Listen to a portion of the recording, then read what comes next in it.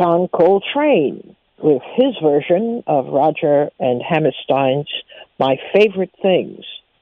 This was made famous, the song, by Julie Andrews in the movie The Sound of Music.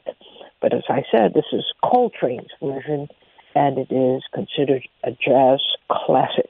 Coltrane is on soprano sax, McCoy Tyner on piano, Steve Davis on bass guitar, and Elvin Jones on drums. This is Leid Stories. I'm Utrice Leid. Well, you know, as the world does, that we have some interesting developments in Washington. 10 Republicans joined Democrats in a stunning rebuke of President Donald Trump yesterday in a 232 to 197 vote. House members looking into the calamitous, violent state of emergency events that seized the Capitol for more than a week found Trump's incendiary urgings and false allegations played a major role. Trump had claimed without any court-tested proof that massive voter fraud allegedly orchestrated by the Biden and Democratic machine had robbed him of reelection. But Trump's mantra did galvanize many hardline supporters who rallied and mobilized in his behalf. Yesterday's House vote officially charges Trump with, quote, incitement of insurrection, unquote. Trump, whose term ends on January the 20th, still must face trial in the U.S. Senate. It will be Trump's second time being impeached in this one term that he has had and in his first term. In 2019, Trump had to answer to charges that he and his personal lawyer, Rudy Giuliani, were pressing the Ukrainian government to launch a bogus probe into Hunter Biden, who at the time was an executive with an energy company there. So there we have it, the great vote taken in Congress, basically citing Donald Trump as being a leading force, a major force, in motivating the actions that ended up being catastrophic for the nation, in particular for the city of Washington, D.C., the U.S. Capitol. All right. Before I go any further, let's find out what you're thinking, and then I'll tell you what I'm thinking. All right. 888-874-4888 is the number to call. What do you think of this development? What do you think it is meant to convey as the Congress, as a Senate in particular, because only the Senate can make a charge against a president like this? What do you think of the Senate's vote? 888-874-4888. This idea that Trump basically is responsible for energizing the crazy state of events that ensued in Washington that produced a kind of state of emergency for the nation. What do you think? Let's hear. Let's move quickly today. I have to make up for lost time. 888-874-4888. There's something you should have noticed right away in the explanation given for the the charge against Trump. Something you should have gotten immediately. Remember I said, don't say anything, don't do anything yet. Just let this unfold, and then we look at what's really being said, what's really being done. And we will find some rather interesting things, I think, when we look at it that way. Anybody yet? I don't see. Okay. It is a very serious charge. It is also historic. I mean, the country has never witnessed a president being cited twice in one term. It has never seen that kind of legal action against a president by Congress. But this president, of course, managed to do it. Ed from Jamaica, you start us off today. Good afternoon, Patrice. How you doing? Okay. Good afternoon to you. To me, this is all political theater. I mean, at best, what they're trying to do is eliminate him from the political sphere, hopefully for the next 4 years. I think that's their main objective. Congress brought these serious charges against him, which are warranted because he did foment the crowd to attack, and his language and his gesturing were clear that him and his cohort, Giuliani, and the other senator, his name escapes me right now, but they fomented an attack. There's more than enough evidence to show that this was a plan, that these people planned to come to Washington and to cause disruption. With that being said, I mean, the Senate's not going to do anything till the 19th, if they do anything with Lindsey Graham. And there's speculation as far as legally what can be done after the president is out of office as far as an impeachment or charges brought against him. I think what the Republicans and Democrats are looking to do is to ban him because he's got the momentum for a third party. A lot of these people that were at Washington and some people I've spoken to who have different views than myself would be more than willing to follow him for a third-party move if he wanted to do it. And he's got about 75 million people out there that would follow him mindlessly. So I think they want to try to ban him, even though that might not be successful, because a lot can happen in 4 years. But I think that's what their main goal is, to wipe him off the political map relatively so they can proceed forward. All right. Well, thank you. Thanks for getting us started today. Patricia from New York, what have you to say about the action being taken against Donald Trump? Good afternoon, Utrice, and good afternoon to the PRN family. Thank you. Good afternoon to you. You know, Utrice, this is an example of no permanent friends, no permanent enemies, just permanent interests.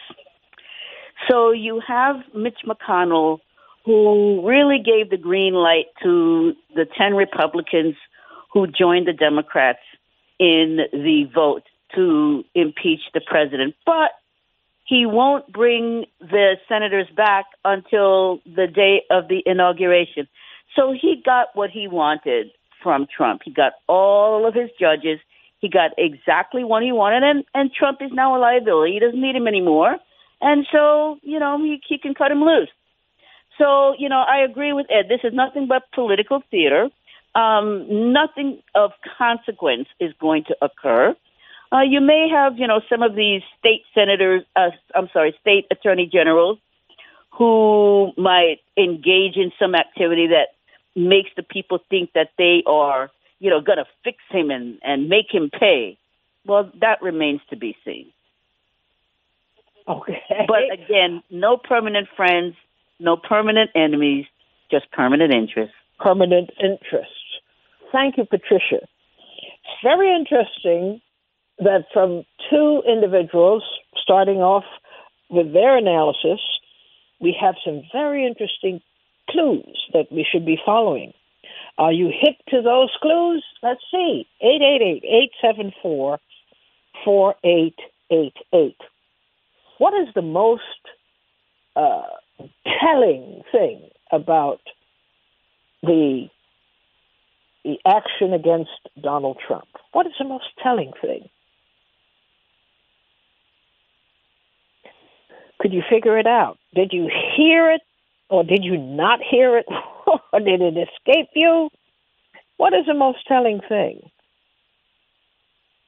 That's what we are looking for today. What is the most telling thing in the Senate's action against Donald Trump, the impeachment action against Donald Trump?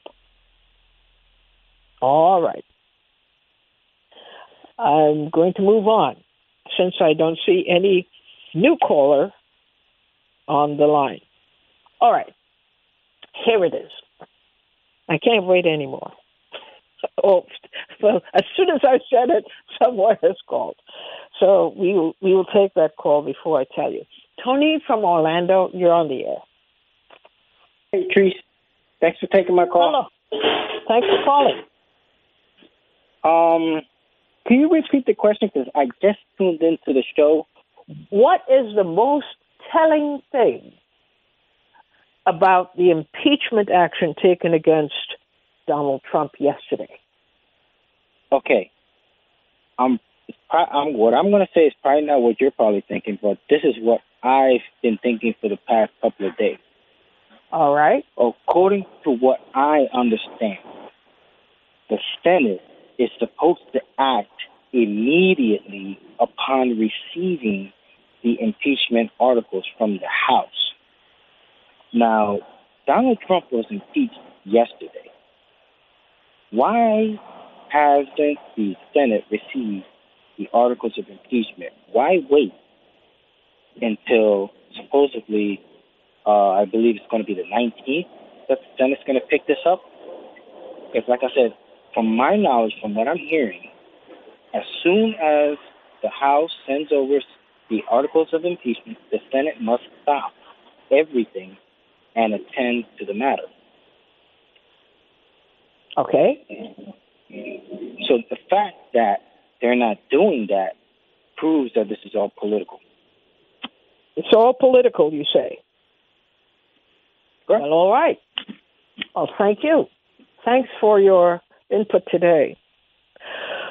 Okay, let me get straight to it. And of course, you're free to tell me how wrong I am. This is the dumbest, most useless charge that an entire Senate can bring against a president. It's a dumb charge. It means nothing. And that's why you have to pay attention to these people, because what is afoot is it seems as if both sides are agreeing on a strategy to just get over this thing, get it out of the way, and get on with it. But they have already accommodated Donald Trump. That's the point. They're making it look as if they've impeached him, which is a very heavy charge, and that his career is over. He has ruined it as President of the United States for himself, and there's nothing worse that could happen to him. I say the exact opposite. There's nothing better that could happen to him. What they did is useless. It's not even a charge. In my book, it is a strategy. And we have to find out how both sides accommodated each other. It is so weak. Legally, I would think that even a first-year law student should be ashamed to put something like this in front of the body the legislative body and call it an impeachment, an article of impeachment. You should be embarrassed about that. I'll get into it in the minute, but I want to say right out front, I'm not hearing anybody saying anything about that. Everybody's reporting the impeachment. There's no impeachment here that can stand. There's no charge that can stand. Of course, I'm not a lawyer. I play one on TV, but I'm not a lawyer. But I've covered enough legal cases to know when people are being bamboozled, and we are being bamboozled right this minute. How do I know that? The articles of impeachment, or the article, it's one thing that they've put forward here, is weak. It has no teeth to it. It can easily be dispensed. It could easily be thrown to the side by any novice law student. How? Well, I should say what the charge should, if they were serious, and if this were real, if this were to be meaningful, if this were not a ruse, they would not have charged him with inciting to riot. It's a dumb charge. It is stupid. It is useless. What they should have brought against Donald Trump should have had to do with his office and how he discharged his duties in office as President of the United States. They didn't even get close to that.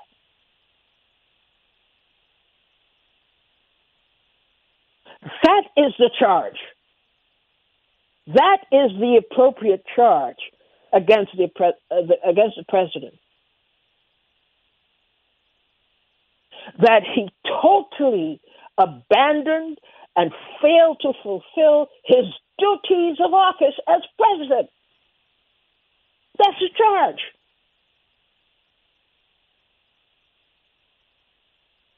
You're going to come up with this silly nonsense about he incited people to riot. It has nothing to do with his office. Except, you make an argument in court that he shouldn't have done that. That's not the law. The law, you can argue the law. Argue the law. The law, as it applied to Donald Trump, was that he was not just president, he was commander-in-chief. He didn't do that. He didn't act like a commander-in-chief. He endangered even the armed forces by refusing to act as commander-in-chief.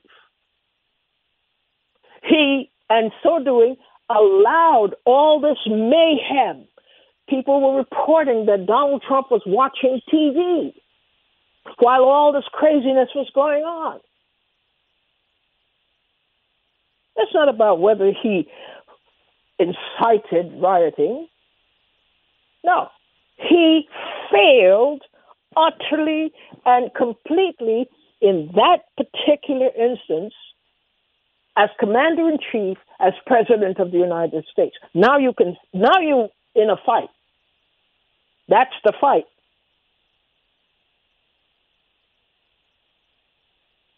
And now you can subject Donald Trump to very close scrutiny, and you could make direct links, not by what he allegedly said, but by what he absolutely did and did not do, as commanded by the position he occupies in the United States as President and Commander-in-Chief of the United States, he failed utterly and completely. It's not about, he incited rioting. I reviewed the statements that he made. They were stupid, but, it was very Trumpian. Please go in peace and go in what? That is going to be his defense. I'm on the record as saying I asked people to be peaceful, but they weren't peaceful. They didn't listen to me. When you look at his actions, you see a deliberate effort. You can prove that in his actions, he allowed the situation to get out of hand. He did nothing. He did not command the troops. He did nothing to prevent this situation from developing into a major crisis, and which threatened the lives of tens of thousands of people.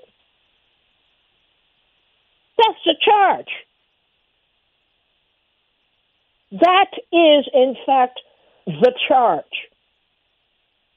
And they didn't have the guts to even do that. And that is what I expect to be minimal from people who say they're in Congress and they're leaders. You can't come up with a bona fide charge, then we don't need you either. You need to get out.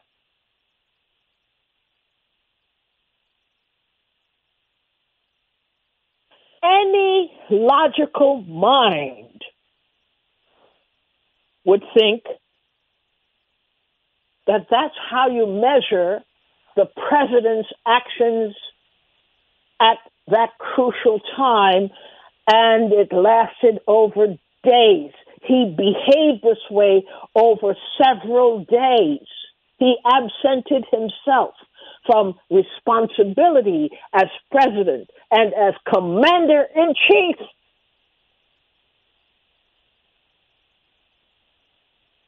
He risked the lives of tens of thousands of people. And we're talking about, what he said. Who the hell cares about what he said? You're supposed to be fighting for the people. And here you have an absolutely incredible case. It speaks for itself. And you're going to charge him with one count.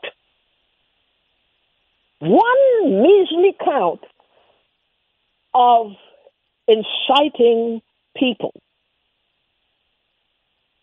to misbehave, to riot, to create havoc.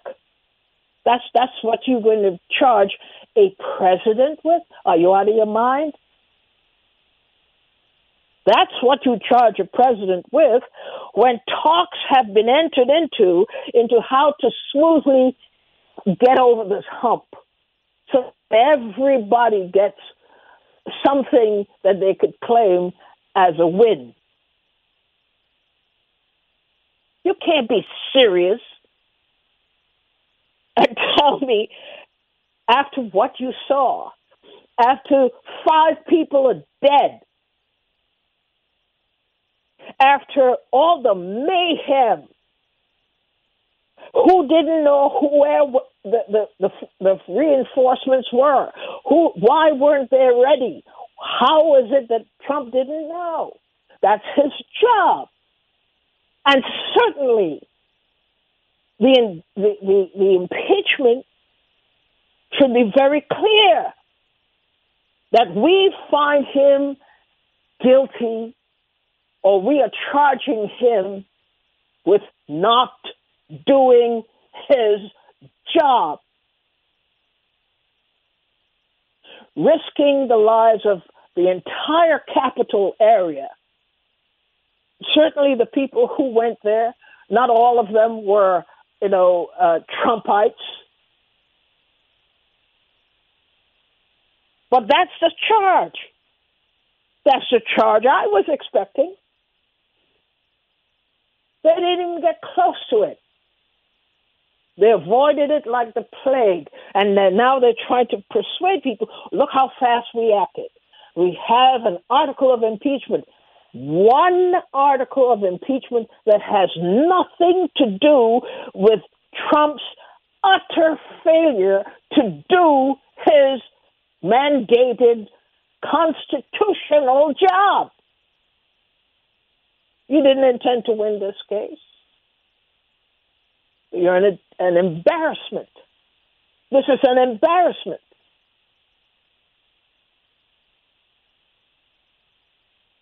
A president closets himself, we don't know where. People can't get in touch with him. He is not getting in touch with people. He doesn't know what's going on. Troops don't know where to go. In the middle of a national crisis, the military has no directions from the commander-in-chief.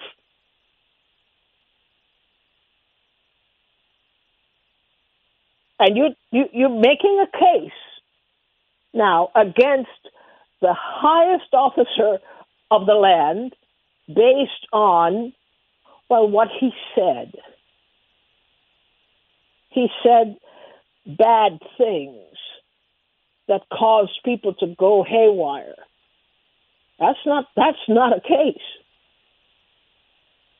Certainly it's not a case that you intend to win. It's not a case with any degree of logic to it.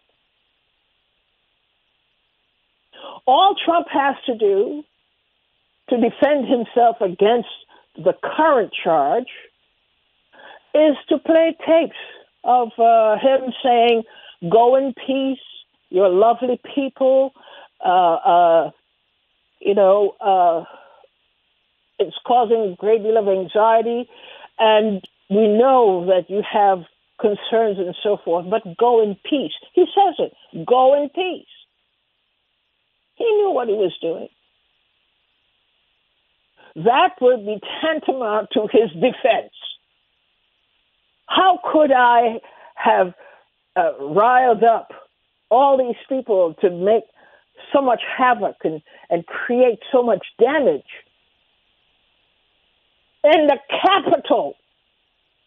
When, look, I have a tape that says, I said, go home and go in peace.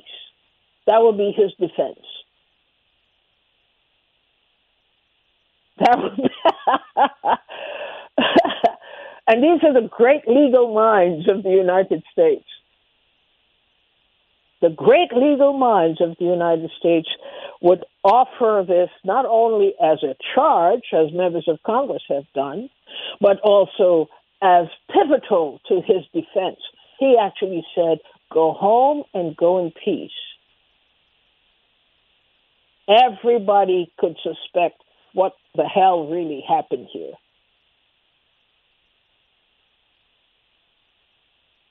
And let's stay with that theme for a minute. Go home and go in peace. Did they go home? And did they go in peace? No.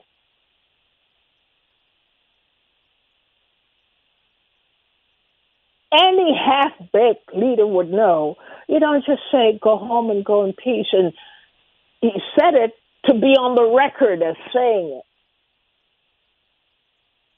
But you say go home and go in peace when you have battalions of soldiers out in the street making sure they go home, making sure they do go in peace. You didn't do that.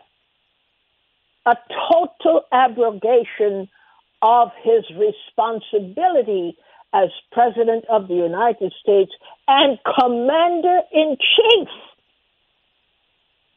of the Armed Forces.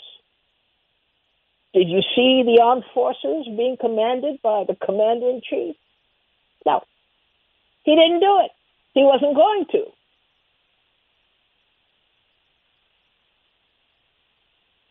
Instead, he was hiding in some kind of a bunker someplace where people couldn't find him, couldn't contact him, couldn't reach him. He knew what was going to happen. He knew what was going on. And that is to be the charge.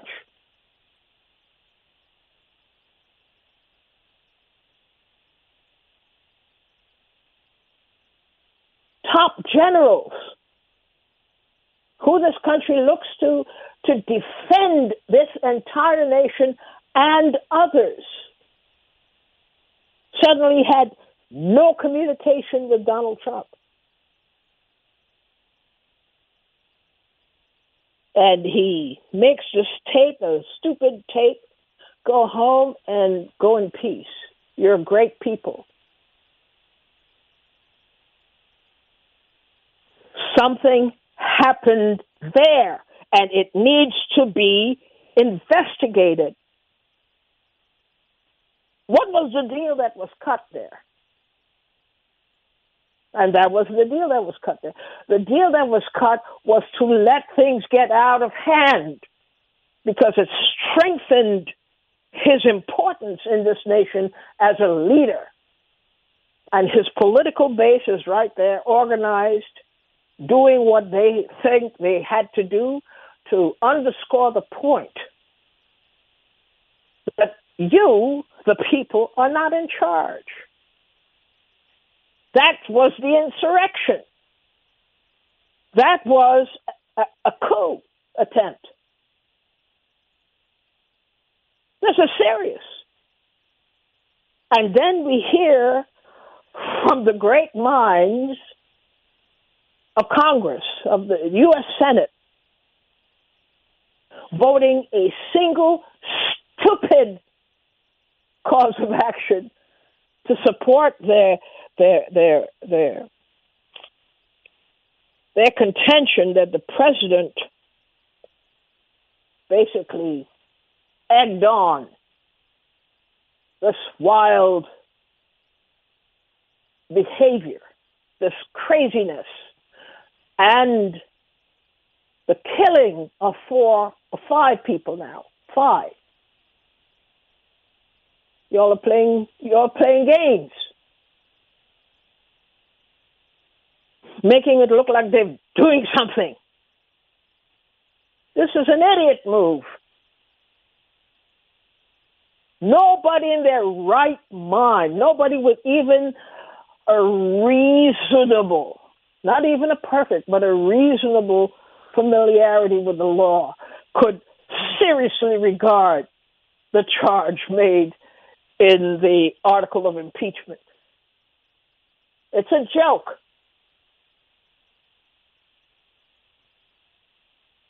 And then you have a sycophantic media running around saying, Trump has been impeached again, twice in the same term. It's made history. Not one of them has asked a real important question here. Is this what we should expect from an entire Congress? This is the best they can do? This is the best they can do to formulate an official charge against the highest officer of the land. This is the best you can do. With the evidence that is available, everybody saw it. This is what you come up with. Somebody cut a deal, or a couple of deals. But I say to you, don't respect this thing at all as a bona fide effort of impeachment. It isn't.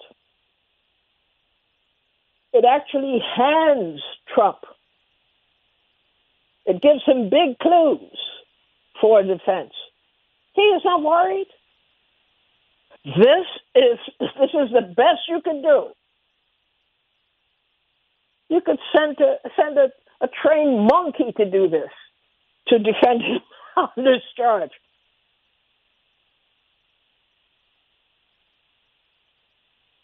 And we as a nation are supposed to take this seriously. Ask no questions and rejoice that finally Trump has come into his own comeuppance and we're on top of things. Yes, indeed. We're securing the nation. We won't have our nation being toyed with, but of course they're not telling you several deals have been cut already. Unless the truth is that there is no hope in our leadership. There's no hope. If you can't see the yawning contradiction here, there's no reason to have you in office. Saying you're senator this and you're senator that, and you have titles and you have privileges and blah, blah, blah. You're an idiot. And everybody should be made aware that this so-called case you have, this impeachment action that you have going, is really a sick joke. I'll take a break, come back to your questions and comments at 888-874-4888 right after this.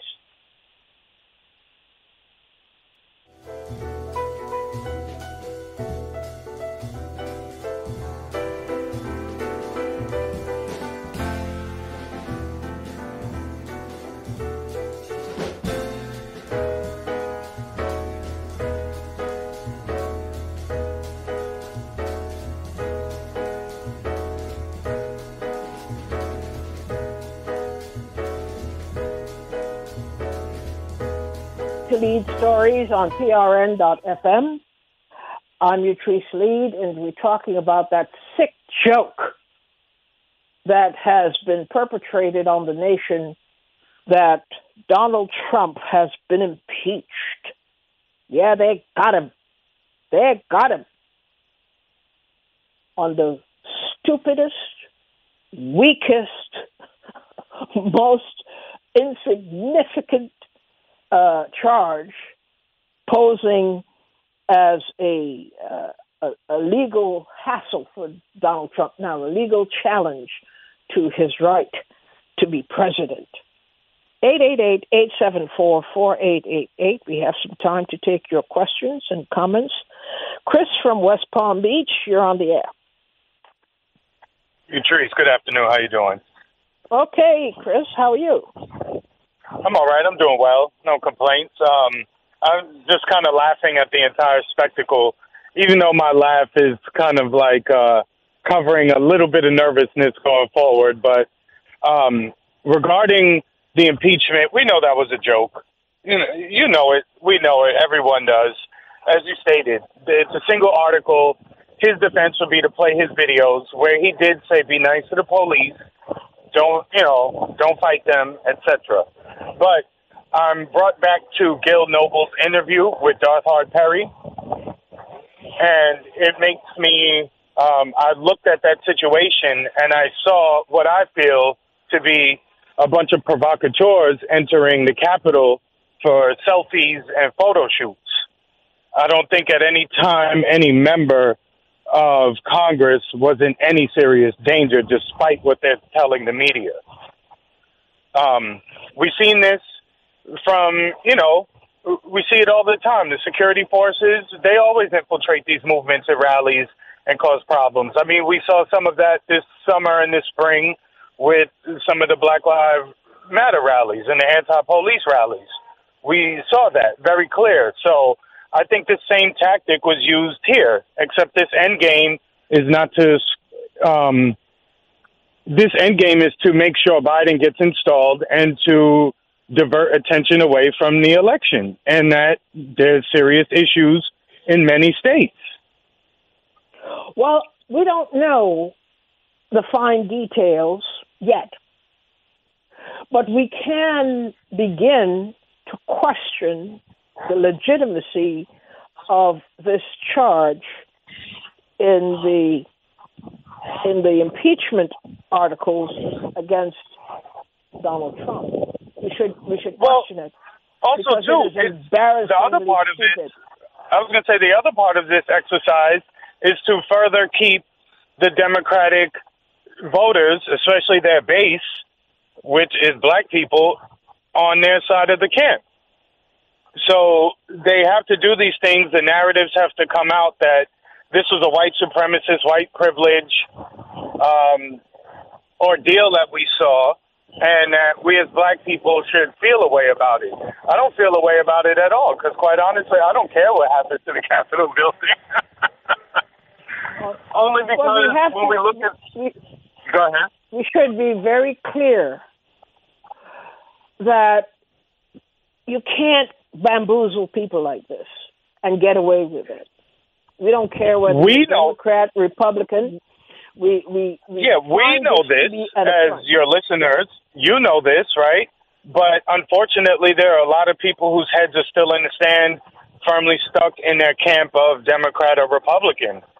So, but then unfortunately, the work is then to expose that. And this really, really got me going. I said, as I said on the radio, don't reach any conclusions yet. Let's see what they're going to do. And this is absolutely. So, and they think that they're going to stop him from running again, and whether or not he runs again, it doesn't matter. They're clearly not going to allow him to win. So, all of this is in line with, you see, Trump does what the powers that be want him to do. He just doesn't go about it in the way they want him to. So getting Biden in office would be a seamless transition into the larger agenda at play. So they're going to continue to manipulate people's minds. And you can see what they're doing with information. Whether you like Trump or not, he still is the president. You can't find the president of the United States anywhere on the internet. That's another telling part of this, too, that they use this to further information control. Well, we'll see. So we have to be very, very careful about the things we believe going forward, especially from the mainstream sources. Thanks, Chris, for calling in and contributing today. Gene from Maryland, you're on the air. Hi, Utrice. This is rare for me 2 days in a row. So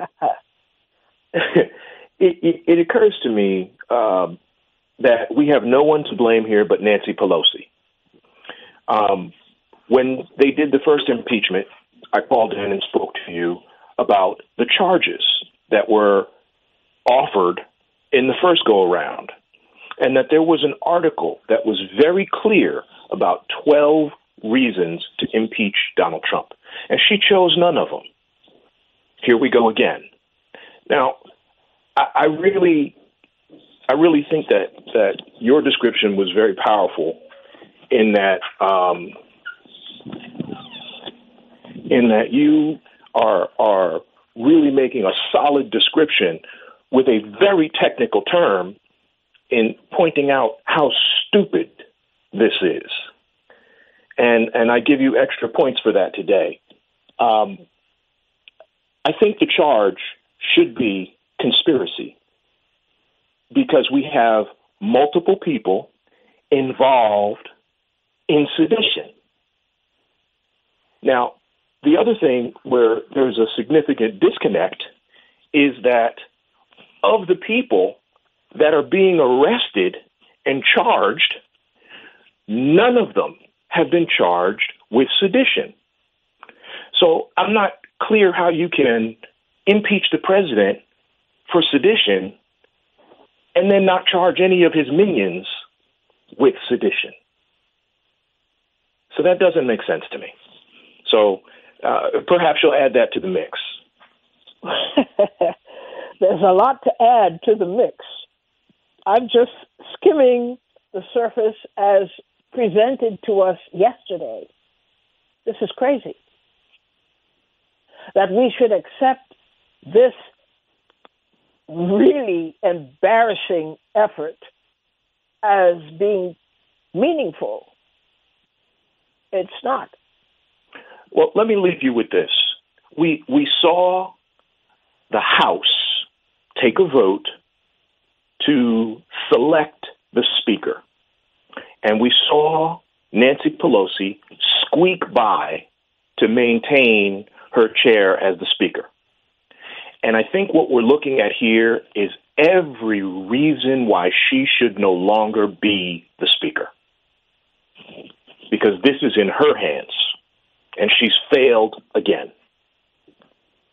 This is a big one, though. This is a huge failure. And we have to see the whole picture. We should see the whole picture. Don't tell us, well, we have voted to vote articles of impeachment against the president, an article, which turns out to be one article, a feeble effort, it's a stupid effort, I must say, for people so sophisticated that they believe everybody should accept this. This is the best you could do. You have no reason to be. There's no right you should have to be in Congress in such an influential position. And you have. And if she'd have done it right the first time, this wouldn't be an issue today. Oh well, if is the big word. Thank you so much, Gene, for calling today. Thank you. Eve from Edgewater, you don't have very much time, but you're on the air. All right, I'll be quick there. We're leaving out one crucial point.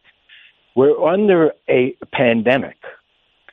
They told us not to congregate together for Thanksgiving and Christmas and New Year's. So how could this even have been permitted to happen? We're not thinking. Nobody's thinking, and this is why we're all mixed up. This would have never been allowed to happen if they didn't want it to happen. This is something for some people to think about for the rest of the day. If we're in a pandemic, how could you allow an unlimited number of people, because they didn't know, what if 3 million people showed up? Were they prepared for that? That is what they're using to prove how insidious this whole thing was, that they had absolutely no respect for the rule of law, that this was a renegade operation. Yes, but I didn't hear anybody object to him inviting people to come to Washington. I didn't hear them say, no, can't be allowed because we're under a virus that's killing people at a record rate now more than ever.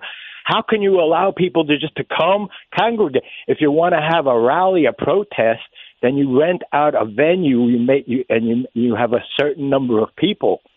You don't just say, come to Washington, and it's allowed. How can they tell us not to have Christmas, not to have New Year's, not to do anything? Did you see Times Square on New Year's Eve? How come people didn't come out just because they feel like?